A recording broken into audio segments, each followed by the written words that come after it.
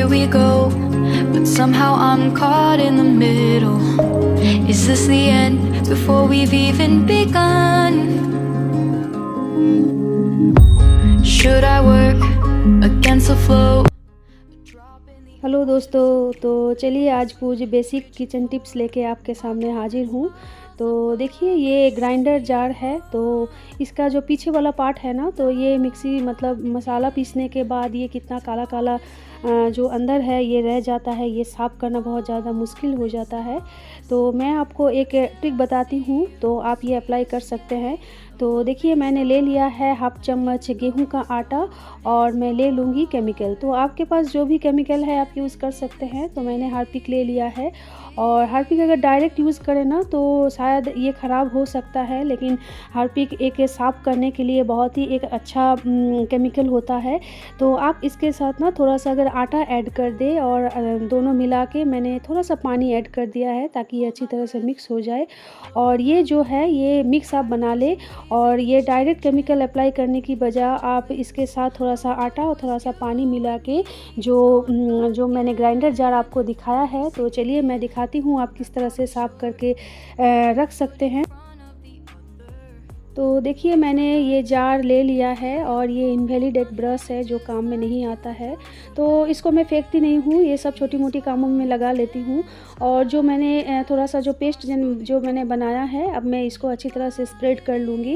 मतलब जहाँ जहाँ काला काला दाग दिख रहा है और जहाँ जहाँ हाथ नहीं पहुँचता है, ये ब्रश की मदद से अच्छी तरह से ये स्प्रेड हो जाएगा। तो देखिए मैंने ये ब्रश की मदद से अच्छी तरह से स्प्रेड भी कर लिया है और रगड़ भी लिया है, और इसके बाद देखिए मैंने पानी से धो लिया है। तो आप खुद ही देख सकते हैं इसका डिफरेंस, पहले क्या था अब क्या हुआ। तो क्योंकि ये ग्राइंडर जार है तो इसको गीला कभी भी मत छोड़िए। ये अच्छी तरह से धोने के बाद, साफ़ करने के बाद एक सूखी कॉटन कपड़ा लेके आप अच्छी तरह से जो पानी है इसको अच्छी तरह से पोंछ ले। तो देखिए आप खुद ही देख सकते हैं ये कितना चमकदार बन गया है। तो इस तरह से आप ग्राइंडर जार को क्लीन कर सकते हैं। देखिए बिना झंझट के बहुत ही आसानी से ये क्लीन हो गया। और ये जो मशीन है, ये मशीन को भी बस उसी प्रोसेस से मैं साफ़ कर लूँगी। तो देखिए ये बीच बीच में जो जगह है ये बहुत ही काला काला हो जाता है, और ये मतलब हाथ पहुँचता भी नहीं है। तो इसको भी मैं सेम प्रोसेस से वैसे ही मैं साफ़ कर लूँगी। तो पहले स्प्रेड कर लेती हूँ हर तरफ ताकि ये बहुत ही अच्छी तरह से भीग जाए, और ये हो जाने के बाद उसी ब्रश से आप बहुत ही अच्छी तरह से रगड़ ले। तो देखिए आप खुद ही देख सकते हैं ये मशीन भी कितना अच्छी तरह से साफ़ हो गया है। मैंने अच्छी तरह से रगड़ लिया है, और क्योंकि ये मशीन है इसको धो नहीं सकते, तो जो कॉटन कपड़ा है इसको मैंने पानी से अच्छी तरह से भिगो लिया है और उसको अच्छी तरह से निचोड़ भी लिया है, और वही मतलब उसको सूखा करके उसको अच्छी तरह से मैं पोंछ लूँगी। इसको पानी लगाने से ये ख़राब होने का डर रहेगा। तो देखिए आप खुद ही देख सकते हैं आपका जो मिक्सर जार एंड जो मशीन है ये पहले जैसा एकदम नया हो गया है। तो इस तरह से ना आप अपना जो मिक्सर है मेंटेनेंस कर सकते हैं। अब मैं जो ट्रिक बताने जा रही हूँ तो ये समर सीज़न में ज़्यादा हेल्पफुल होगा आपके लिए, क्योंकि आप रिलेट कर पाएंगे कि सबके घर में तो आलू हम लोग स्टॉक में रखते ही हैं। तो सबसे पहले मैं बोलूँगी कभी भी आलू प्याज को एक साथ मत रखिए, अलग रखिए। और ये जो आलू है ना, तो समर सीज़न में इतना प्रॉब्लम हो जाता है कि ज़्यादा दिन रखने से ये ख़राब हो जाता है। तो पहले मैं बोलूँगी आप जहाँ भी रखें इस तरह से जालीदार जो रैक है इसमें रखें। और अगर आपके पास इस तरह का रैक नहीं है तो मैं बताती हूँ आप कैसे करके रख सकते हैं। तो देखिए मैंने एक ले लिया है बास्केट, और ये इस तरह से नेट वाला बास्केट होगा, तभी जाके आपका आलू बहुत ही अच्छी तरह से रह जाएगा। और मैंने ले लिया है एक नैपकिन। तो आपके पास अगर नैपकिन नहीं है, पेपर है, तो भी आप यूज़ कर सकते हैं। तो मैंने ये नैपकिन को स्क्वायर शेप में कट कर लिया है, और इसको अच्छी तरह से फैला दे।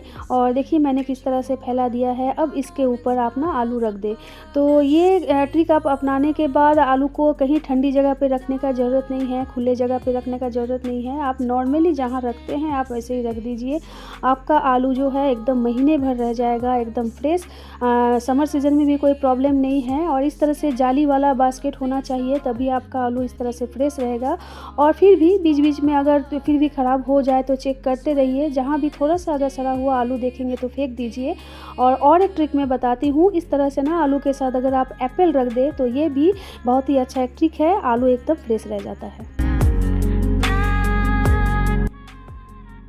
डेली कुकिंग में तो प्याज मस्ट है, ये एसेंशियल है, हर रोज़ काम में आता है। तो ऐसे तो नॉर्मली हम लोग चाकू से कट कर लेते हैं, स्लाइस कर लेते हैं, लेकिन चाकू से तो अच्छी तरह से स्लाइस हो जाता है। लेकिन अगर आप फाइनली चॉप चाहते हैं तो मैं आपको एक ट्रिक बताती हूँ। तो देखिए मैंने चाकू से इसको कट कर लिया है, ये स्लाइस हो गया है लेकिन फाइनली चॉप नहीं है। तो फाइनली अगर चॉप करना चाहते हैं तो इस तरह से आप जो पोटैटो पीलर है ये आप ले लीजिए। और देखिए चाकू से तो मैंने काट के आपको दिखाया है, अब मैं ये पीलर से पील करके आपको दिखाती हूँ, जो नॉर्मली जो पीलर यूज़ होता है घर में आलू छीलने के लिए।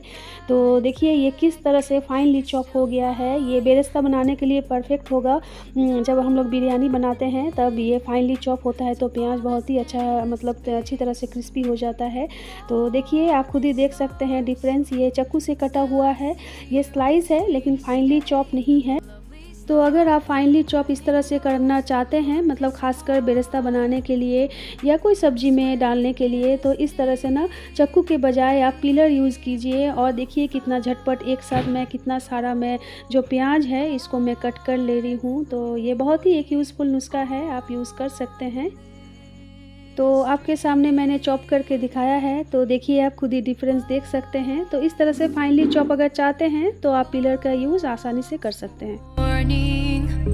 For now I'll embrace our wondrous sea. Medicine खा लेने के बाद ये जो मेडिसिन स्ट्रिप है ये हम लोग फेंक देते हैं क्योंकि ये कोई काम का नहीं होता है, लेकिन ये बहुत ज़्यादा काम का होता है। मैं दिखाती हूँ कैसे।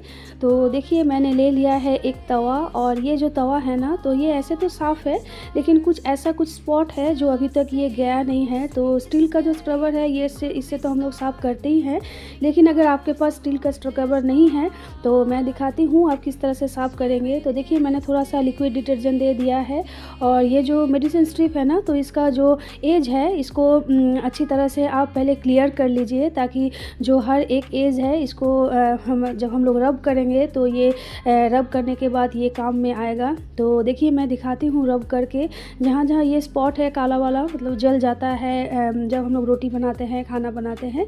तो देखिए थोड़ा सा रगड़ देने से ना ये कितना अच्छी तरह से ये निकल जा रहा है।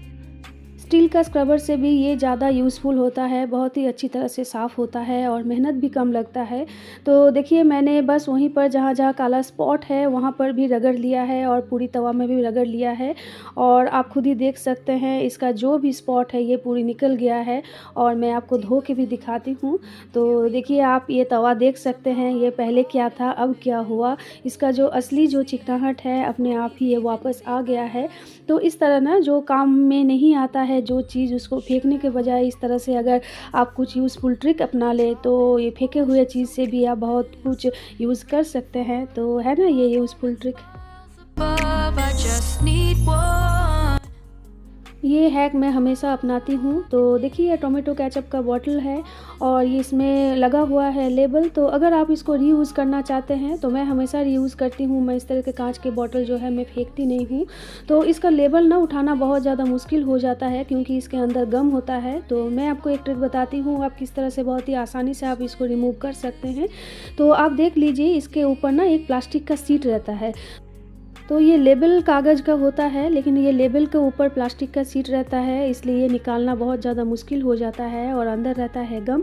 तो पहले आप क्या कीजिए, ये जो प्लास्टिक जो रैपर है इसको पहले आप निकाल लीजिए। तो देखिए मैं हाफ हाफ करके निकाल के आपको दिखा रही हूँ। ये ऊपर वाला पार्ट निकल गया है और नीचे वाला पार्ट थोड़ा सा निकालने में मुश्किल हो रहा है। तो ठीक है, मैं इसी बहाने आपको दिखा दूँगी कि जहाँ प्लास्टिक का रैपर है वो कैसे निकलता है और जहाँ सिर्फ कागज़ है वो कैसे निकलता है।